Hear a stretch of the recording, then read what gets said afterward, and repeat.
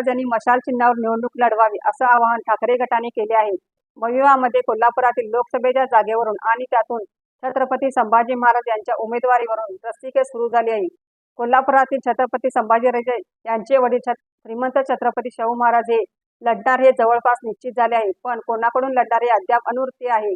संजय राऊत यांनी म्हटले आहे की कोल्हापुरातील जागा ठाकरे गटाची आहे, त्यामुळे त्यांनी मशाल चिन्हावर लढावं। तर काँग्रेसचे प्रदेशाध्यक्ष नाना पटोले म्हणतात, कोणाच्या तिकिटावर लढायचे श्रीमंत छत्रपती शाहू महाराज यांनी स्वतः ठरवावं। त्यामुळे शाहू महाराज आता कोणत्या चिन्हावर लोकसभा लढणार याकडे साऱ्यांचे लक्ष लागले आहे। रणनीती न्यूज चॅनेलला आजच सबस्क्राइब करा आणि रहा अपडेट।